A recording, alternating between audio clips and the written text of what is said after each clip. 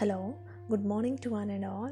आज की video year ringing के ऊपर वैसे जैसे मेरी लास्ट वीडियो था कि how we can understand the spiritual meaning of left and ear ringing sounds, whether it is buzzing, popping, humming, echoing।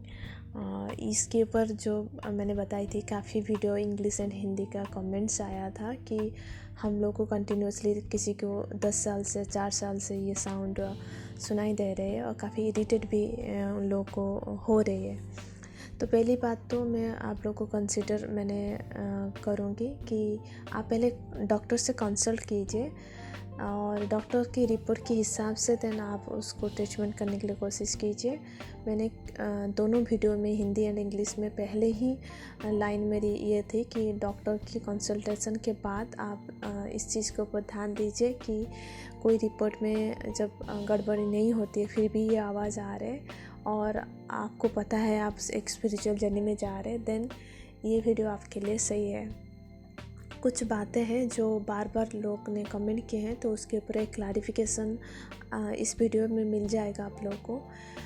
मुझे याद है जब मेरी स्पिरिचुअल जर्नी 2017 से शुरू हो गई थी, ऑल ऑफ सडन मैं जब क्लासरूम में बैठती थी 5 मिनट तक ना मेरी कान में पॉपिंग साउंड होती थी और जो क्लासरूम की जो आवाज़ है मुझे कुछ सुनाई नहीं देती थी, पूरा ब्लैंक में हो जाती थी। एंड उस दौरान मैं काफ़ी इरिटेट होती थी और ये जो ईयर रिंगिंग का जो बजिंग एंड पॉपिंग वो स्लो इंटेंस उसकी थी, but popping all of sudden हो जाती थी, जिस वजह से मुझे कुछ समझ में नहीं आती थी कि क्या एग्जैक्टली बाहर में हो रहा है। जैसे मैं साइकिलिंग कर रही हूँ, ऑल ऑफ सडन मेरी कान बंद हो जाती थी। कोई ट्रैवल कर रही हूँ तो मुझे बाहर की आवाज़ कुछ समझ में नहीं आती थी क्या हो रहा है। तो उस दौरान मैंने एक दो बार डॉक्टर से पूछा था कि ऐसे मेरी हो रहे हैं। उन लोगों ने ईयर ड्रॉप दिए थे बट कुछ नहीं हुआ।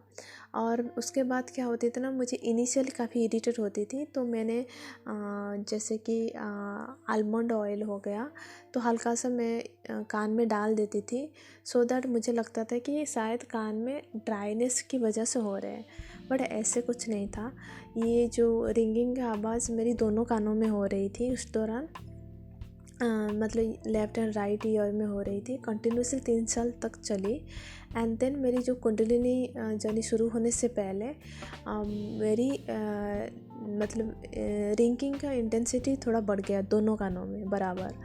एंड उस टाइम क्या होता था ना कि मुझे स्पिरिट गाइड काफ़ी कम्युनिकेट करते थे, बट उस दौरान मुझे पता नहीं थी, बट जस्ट कुंडलिनी पहले मुझे पता हो गई थी कि ये सारा चीज़ हो रहा है मेरे साथ में।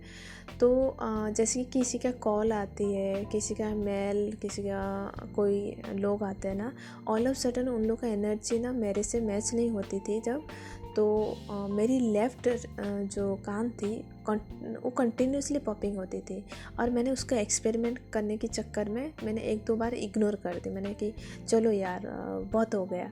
तो ऐसे जानबूझकर मैंने जब पॉपिंग साउंड को इग्नोर की, आप बिलीव नहीं करेंगे, एंजल इतना स्ट्रॉन्ग इंटेंसिटी थी कि ऑल ऑफ सडन मुझे चक्कर आने लगे। तो मैं आकर के दोबारा रूम में बैठ गई, जैसे बैठ गई दोबारा मुझे पॉपिंग साउंड हुआ।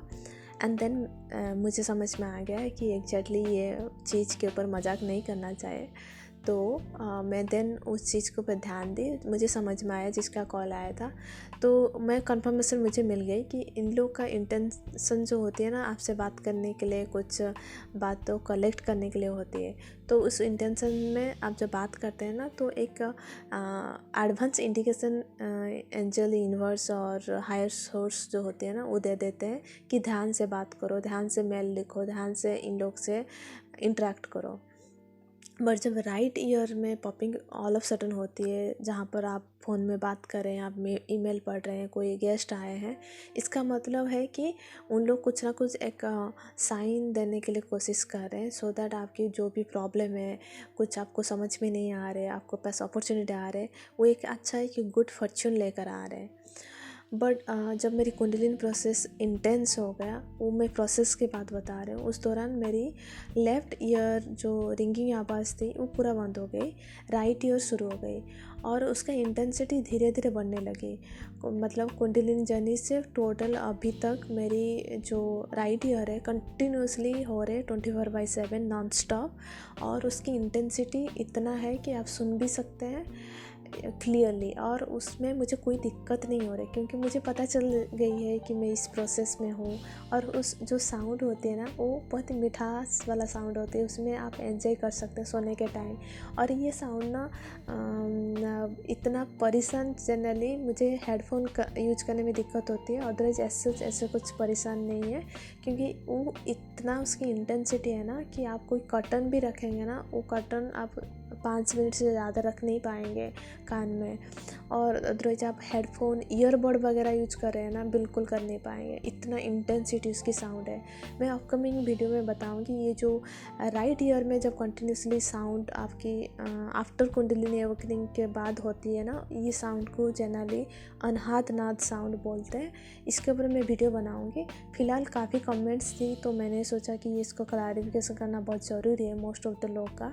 तो ये क्लैरिफिकेशन के लिए था कि जब रिंगिंग साउंड होती है तो कैसे क्या होता है। एंड अनाहत नाद साउंड आफ्टर आपकी जब कुंडलिनी मतलब आपकी जब 7 चक्रास एक्टिवेशन ओपन होकर के देन अपवर्ड डायरेक्शन में आपकी जब कुंडलिनी शक्ति रूट चक्र से क्राउन चक्र तक ऑलरेडी पहुंच चुकी होगी, देन ये साउंड शुरू हो जाती है क्योंकि उसकी डाउनवर्ड वाला जो मूवमेंट होती है कुंडलिनी शक्ति का ना, वो चलता है, जिस वजह से आपको ये अनाहत नाद साउंड सुनाई देती है।